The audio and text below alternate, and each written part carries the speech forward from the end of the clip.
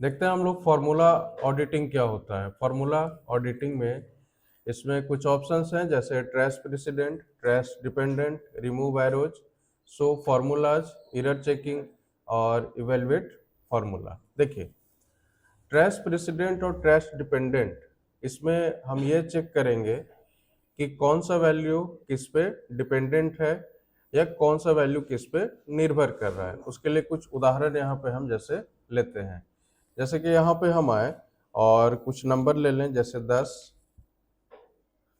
20, यहाँ पे 30 ले लिया, ठीक है।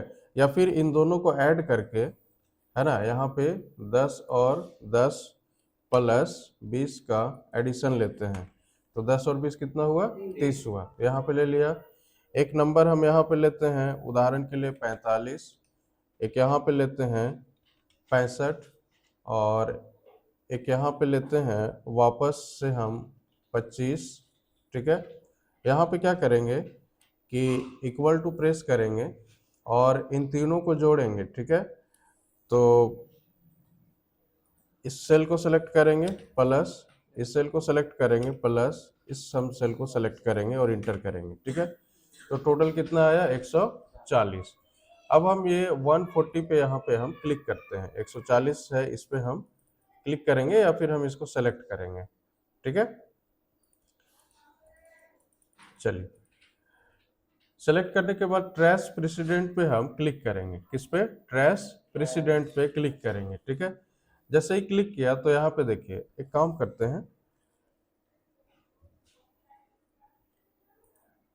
हम यहाँ पे फिलहाल एरो को रिमूव करते हैं और ये वाला वैल्यू जो है यहाँ पे नहीं करके हम यहाँ पे दिखाते हैं, ठीक है। तो ज़्यादा बेहतर समझ में आएगा। इक्वल टू 30 प्लस 45 प्लस 65, ठीक है।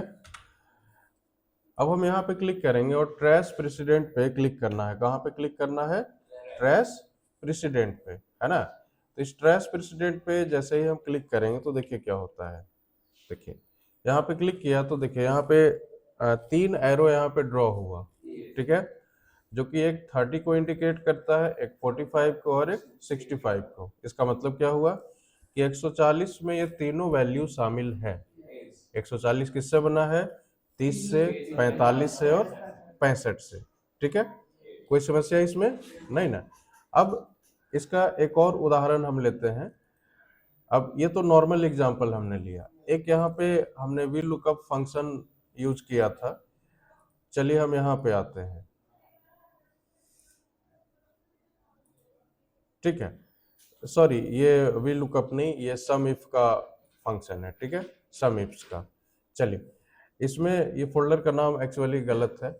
यहाँ पे देखिए, यहाँ पे जैसे हम अमाउंट पे आते हैं, अब इस अमाउंट में क्या है कि फंक्शन लगा हुआ है, ठीक है ना। यहाँ पे हमने फंक्शन का यूज किया था, किसका यूज किया था, सम इफ्स का।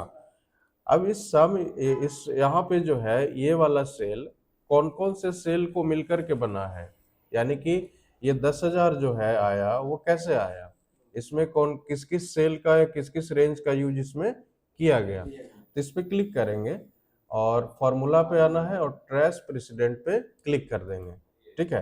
तो जैसे ही क्लिक करेंगे तो देखिए यहाँ पे ये पूरा रीजन यहाँ पे सेलेक्टेड दिखा रहा है ना ब्लू कलर से। इसके बाद ये पूरा, है ना, यानी कि दो, एक तो रीजन हमारा हो गया और एक प्रोडक्ट यहाँ पे पूरा का पूरा ब्लू कलर से हाईलाइटेड है। दूसरा, ये सेल वाला भी पूरा हाईलाइटेड है, मतलब इस रेंज का भी यूज किया गया इसमें। इसके बाद यहाँ पे ईस्ट, यानी कि जो रीजन था हमारा वो, और प्रोडक्ट यानी कि प्रिंटर, यहाँ पे हल्का सा ये दिख रहा होगा डॉट जैसा, ठीक है ना। इतना बात समझ में आई, ठीक है। तो ये क्या है कि इससे हम ये पता कर सकते हैं कि इसमें कौन कौन सा फॉर्मूला, सॉरी, कौन कौन सा कंटेंट या कौन, या तो रेंज हो गया या फिर सेल हो गया, कौन कौन सा सेल या कंटेंट उसमें शामिल है, ठीक है। हम इसी तरह से बात करें तो आगे हम लोग देखेंगे ट्रेस डिपेंडेंट की। अब फिलहाल यहाँ पे रिमूव एरो पे क्लिक करेंगे तो यहाँ पे एरो हमारा रिमूव हो जाएगा।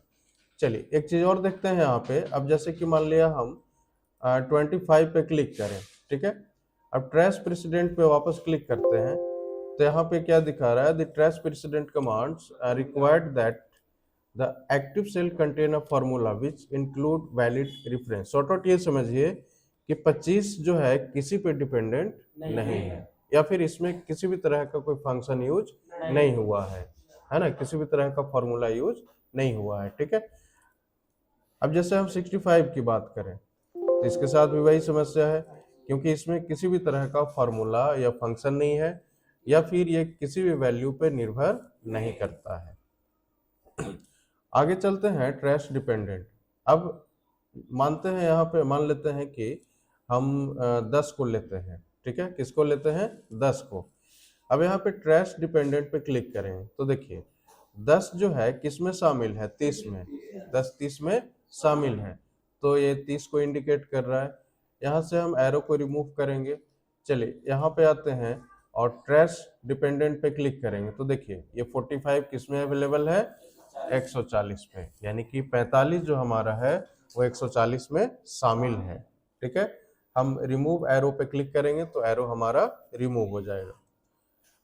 अब उदाहरण के लिए जैसे हम 25 पे क्लिक करें और ट्रैश डिपेंडेंट पे क्लिक करें तो देखिए यहाँ पे क्या आया मैसेज कि the trace dependents command found no formula that refers to the active cell, that refer to the active cell, यानी कि 25 किसी में शामिल नहीं है, यानी कि कोई भी वैसा सेल नहीं है जिसमें कि फंक्शन का यूज किया गया हो और उसमें ये 25 हमारा शामिल हो, ठीक है ना। तो इस तरह से हम ट्रैश प्रेसिडेंट और डिपेंडेंट का यूज कर सकते हैं। और रिमूव एरो का काम हुआ कि जो भी एरो हमारा अप्लाई हुआ है ना, सॉरी, जो भी हमने एरो वहां पे लगाया, यानी कि ट्रैश प्रेसिडेंट चाहे यूज किया हो या डिपेंडेंट यूज किया हो, और उसमें यदि एरो को रिमूव करना हो तो हम रिमूव एरो का यूज करेंगे। उम्मीद करते हैं यहाँ तक में किस तरह का समस्या नहीं ना। चलिए आगे देखते हैं हम लोग शो फॉर्मूला। शो फॉर्मूला क्या होता है, काफी आसान है। जैसे हम ये वाला शीट यहाँ पे ले लें, फिलहाल यहाँ पे हम एरो को रिमूव करते हैं तो कुछ नहीं करता है ये शो फॉर्मूला। इस पे जब हम क्लिक करेंगे तो देखिए यहाँ पे जो पूरा फंक्शन है वो यहाँ पे दिखना शुरू हो जाएगा।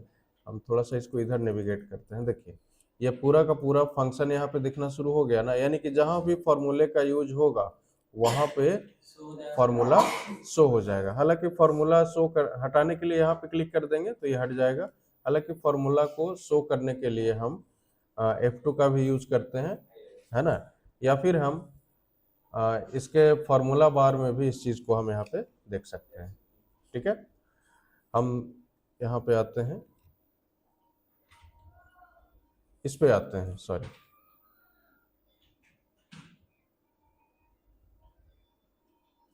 चलिए यहाँ पे आते हैं और अब जैसे यहाँ पे हम हैं, ठीक है। अब यहाँ पे हम यदि शो फॉर्मूले का यूज करें तो देखिए यहाँ पे इस तरह से दिखा रहा है, ठीक है ना। किसको ऐड किया था, किसको सब्ट्रैक्ट, जो भी किया, जो भी फंक्शन का यूज किया वो यहाँ पे डिस्प्ले हो रहा है। हटाना हो तो इस पे जस्ट हम क्लिक करेंगे तो ये हट जाएगा, ठीक है। या फिर हम ऐसे कर सकते हैं, जैसे 15 है, यहाँ पे 25 है, और इन दोनों को हम ऐड करते हैं, ठीक है, इतना प्लस इतना। ऐड करने का और भी तरीके हैं, ऑटो सम का यूज कर सकते हैं या फिर फंक्शन का यूज हम कर सकते हैं। अब हम यहाँ पे क्लिक करेंगे शो फॉर्मूले पे तो देखिए यहाँ पे क्या दिखा रहा है, equal to D4 plus D3, equal to D4 plus D3, यहाँ पे दिख रहा है ना। अब देखिए इसका मतलब क्या हुआ कि ये जो वैल्यू आया है ना, ये जो वैल्यू आया वो किससे आया, D4, सॉरी D3, यानी कि ये वाला और D4, ये दोनों को मिला के यहाँ पे बना है। हटाएंगे तो यहाँ से ये हट जाएगा। कोई समस्या इसमें? चलिए आगे देखते हैं हम लोग एरर चेकिंग। एरर चेकिंग क्या होता है कि किसी फंक्शन में यदि कोई गड़बड़ हो जाए, गलती हो जाए, तो उसको हम कैसे चेक करेंगे, या फिर हम ये कह सकते हैं कि कैसे पता लगाएंगे कि वो उसमें एरर जो है वो किस टाइप का एरर है। उदाहरण के लिए जैसे हम यहाँ पे ले लें नंबर 1, जैसे 15 ले लें, ठीक है, और यहाँ पे हम 15 को गुना करें 10 से, 15 को गुना करें 10 से। अब 10 में 1 और 0 होता है, 0 की जगह पे क्या हुआ, गलती से ओ प्रिंट हो गया, ओ टाइप हो गया, ठीक है। अब यहाँ पे दोनों में क्या करेंगे, मल्टीप्लीकेशन करेंगे, तो इक्वल टू 15 मल्टीप्लाइड बाय ये वाला, ठीक है। तो यहाँ पे एरर दिया ना, ठीक है। अब हम इस पे आएंगे और एरर चेकिंग पे क्लिक करेंगे। किस पे क्लिक करेंगे, एरर चेकिंग पे, ठीक है। यहाँ पे हम एरर चेकिंग पे क्लिक करेंगे, ठीक है। तो जैसे ही क्लिक करेंगे तो देखिए यहाँ पे एरर चेकिंग का एक ऑप्शन यहाँ पे आया जिसमें कि एरर इन सेल E2 दिखा रहा है। सही बात है, सेल E2 में हमारा क्या है, एरर है, ठीक है ना। सेल E2 में हमारा क्या है, एरर है। और एरर किस टाइप का है, तो एरर इन वैल्यू है, यानी कि हमने डेटा टाइप गलत डाला है, यानी कि वैल्यू हमने गलत डाला है, ठीक है। A value used in the formula is out is of the wrong data type, यानी कि हमने जो यूज किया है उसका डेटा टाइप क्या है, गलत है। तो ये चेक करने का एक ऑप्शन है। हेल्प ऑन दिस एरर में आएंगे तो ये ऑलरेडी दिखा ही रहा है, ये एक्सेल का हेल्प वाला ऑप्शन यहाँ पे ओपन हो जाएगा, ठीक है। फिलहाल यहाँ पे ऑलरेडी ये डिस्प्ले कर रहा है, ठीक है। और कोई एरर होगा तो नेक्स्ट करेंगे, तो यहाँ पे नेक्स्ट में हम जा सकते हैं। हालांकि एक ही जगह पे एरर है इसलिए वो आगे नेविगेट नहीं किया। इतने में किसी तरह की समस्या, कोई दिक्कत इसमें नहीं ना। चलिए, यहां तक में कोई समस्या है तो बोलिए। आगे देखते हैं हम लोग इवेलुएट फार्मूला। इवेलुएट फार्मूला यानी कि हम फार्मूला को इवेलुएट करेंगे। शॉर्टकट ये समझें कि कोई भी फंक्शन कैसे काम करता है, कोई भी फंक्शन या किस स्टेप में काम करता है, पहले क्या होगा उसके बाद क्या होगा, यानी कि स्टेप्स को हम यहाँ पे देखेंगे। इवेलुएट का मतलब क्या होता है कि किसी भी चीज के स्टेप्स को हम पता करें कि वो कैसे कैसे काम किया। तो यहाँ भी हम इवेलुएट फार्मूला में स्टेप्स को देखेंगे। जैसे यहाँ पे हमने लिया है एक व्हील लुकअप का उदाहरण लिया है। जैसे यहाँ पे आईडी है और उस हिसाब से उस आईडी के हिसाब से उसका नाम क्या है, कोर्स क्या है, उसका सिटी कौन सा है और फी कौन सा है, ठीक है। तो यहाँ पे हमने यूज किया है कौन सा फंक्शन, वी लुकअप का, ठीक है। अब ये वी लुकअप कैसे काम कर रहा है, कैसे परफॉर्म कर रहा है, वो चीज यहाँ पे हम देखेंगे। तो पहले तो दिखा दे यहाँ पे ये फंक्शन कौन सा है, वी लुकअप, है ना। अब हम इस पे क्लिक करेंगे, इस सेल में क्लिक करेंगे और इवेलुएट फार्मूला पे क्लिक करेंगे। क्लिक करने के बाद देखिए यहाँ पे ये कुछ इस तरह से आ रहा है, ठीक है। यहाँ पे एक रेफरेंस आपको दिख रहा होगा, ठीक है। और यहाँ पे एक I1 के नीचे अंडरलाइन दिख रहा होगा, एक लाइन दिख रहा है। तो सबसे पहला काम क्या हुआ कि ये इस लुकअप वैल्यू को देखेगा। I1 क्या है, यहाँ पे लुकअप वैल्यू होता है, यानी कि इस लुकअप वैल्यू को ये देखेगा। हम इवेलुएट पे क्लिक करेंगे तो देखिए अब क्या है, इस पूरे को एक बार में ये देख लेगा, यानी कि लुकअप वैल्यू क्या आया हमारा, 101 आया। कितना आया, 101 आया, ठीक है, 101 आया। अब इसके बाद देखिए ये बी एफ कॉलम में, यानी कि यहाँ से लेके यहाँ तक पूरा देखेगा ये, है ना। ये क्या है, यहाँ से यहाँ तक पूरा देखेगा। उसके बाद 3 नंबर में, यानी कि 3 नंबर कॉलम में ये देखेगा यहाँ पे। तो कोर्स कहाँ है, 3 नंबर में है, पहला, दूसरा और तीसरा, ठीक है। उसके बाद एग्जैक्ट मैच के लिए फॉल्स का यूज कर रहा है। हम जैसे ही इवेलुएट पे क्लिक करेंगे तो फाइनल हमारा आंसर दे देगा। चलिए इसको और आसान तरीके से समझते हैं। यहाँ पे हम क्या करते हैं, नया शीट लेते हैं और यहाँ पे हम इक्वल टू प्रेस करेंगे और कुछ नंबर को जोड़ेंगे और घटाएंगे, गुना भाग जो भी करना है वो करेंगे। जैसे 10 गुना 5 माइनस 8, ठीक है, प्लस 9, फिर ब्रैकेट ओपन करते हैं, 12 माइनस 6, फिर bracket close, Guna 3 minus 8 plus 9 divided by 3, ठीक है, माइनस 2, फिर फिर गुना का साइन देते हैं, ब्रैकेट ओपन, 6 माइनस 4 गुने 3 प्लस 9, ठीक है, फिर से ब्रैकेट क्लोज, फिर माइनस 8 माइनस 9 प्लस 7 माइनस 2। हम इस तरह से इतना लंबा चौड़ा एक्सप्रेशन ले लिए, ठीक है। अब जैसे ही हम इंटर प्रेस करेंगे तो यहाँ पे एक आंसर आया 181। कितना आया? 181। अब आया कैसे? ठीक है ना, 181 आया तो आया कैसे? तो इस पर हम क्लिक करेंगे और इवेलुएट फार्मूला पे हम क्लिक करेंगे। जैसे ही क्लिक करेंगे तो सबसे पहले, हालांकि देखिए रूल क्या होता है, किसी भी एक्सप्रेशन को सिंप्लीफाई करने के लिए सबसे पहले ब्रैकेट का काम करते हैं, लेकिन इसका थोड़ा सा उल्टा है। ये भी ब्रैकेट पे ही काम करेगा, लेकिन ये पहले जो है उस पर भी कभी कभी काम ये कर देता है। ठीक है, तो मल्टीप्लाई यहाँ पे कर रहा है, क्योंकि इस मल्टीप्लीकेशन से इस ब्रैकेट पे कोई फर्क नहीं पड़ रहा है ना, इसलिए इसको ये पहले कर रहा है। हम यहाँ पे इवेलुएट करते हैं। देखिए यहाँ पे हम इवेलुएट करेंगे तो 10 गुना 5 50 हो गया। अब ये 50 माइनस 8 करेगा। ठीक है, अब इससे भी ब्रैकेट पे कोई इस पे इफेक्ट नहीं पड़ने वाला है, तो 50 में से 8 गया 42, 42 आया। अब देखिए सीधे ब्रैकेट पे आया ना। अब 42 प्लस 9 नहीं करेगा, क्योंकि यहाँ पे मल्टीप्लीकेशन आ चुका है ना। और इस पे यदि कैलकुलेट यानी कि इस पे यदि काम करेगा तो इस पे फर्क पड़ेगा, है ना। तब 12 में से 6 किया, कितना हुआ? 6। ठीक है, अब देखिए यहाँ पे 9 गुना 6 54, फिर 54 गुना 3 करेंगे तो 162। अब 42 प्लस 162 किया तो 204, 204 में से 8 घटाया तो 196। उसके बाद 9 भागा 3 करेगा तो 3। उसके बाद 196 में 3 को जोड़ेगा, है ना, तो 199 में से 2, सॉरी ये 2 घटाएगा नहीं। क्यों नहीं घटाएगा? क्योंकि यदि घटाता है तो इस पे फर्क पड़ेगा। अब ब्रैकेट के अंदर में जाएगा, है ना। अब यहाँ पे इस ब्रैकेट के अंदर में था 6 माइनस 4 मल्टीप्लाइड बाई 3 प्लस 9, तो 4 को 3 से पहले गुना करेगा, पहले गुना होता है ना। इवेलुएट करेगा यहाँ पे।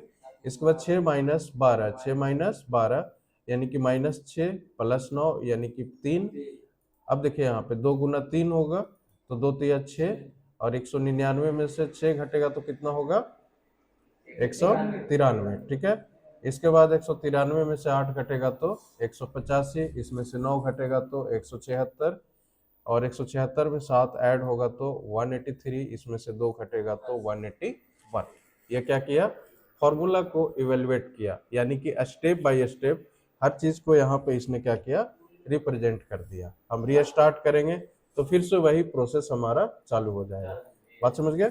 रीस्टार्ट यदि करेंगे तो फिर से जो प्रोसेस है वो यहाँ पे एक्टिवेट हो जाएगा। ठीक है, यहाँ तक में किसी तरह का समस्या है नहीं ना?